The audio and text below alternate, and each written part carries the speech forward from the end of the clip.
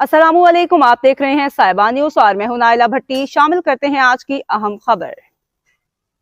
Saudi अरब के दारुल हुकूमत Riyadh में इंटरनेशनल लीडर्स फोरम ने international college for tourism and hospitality Riyadh के ताउन से नौजवानों के लिए एक तारीखी इवेंट मुनक्किद करवाया।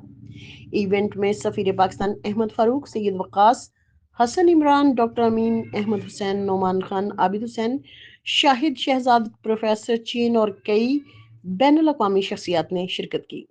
तकरीब का मकसद नौजवानों में इल्म दानिश, शऊर, लीडरशिप और कम्युनिकेशन की अहमियत को उजागर करना था। इवेंट में पाकिस्तानी, सऊदी, इंडोनेशियन, चीनी, श्रीलंकन, हिंदुस्तानी और कई ममालिक के लोगों ने भी शिरकत की। सफीर पाकिस्तान ने अपने बयान में इवेंट की अहमियत को सराहा और नौजवानों के लिए कम्युनिकेशन और लीडरशिप की अहमियत पर जोर दिया।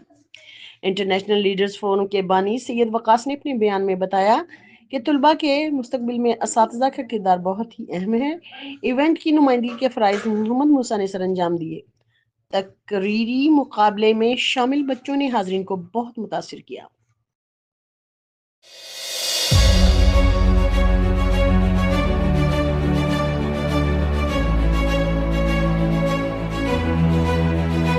अब तक के लिए इतना ही। मजीद खबरों और अपडेट्स के लिए देखते रहें साहिबा न्यूज HD।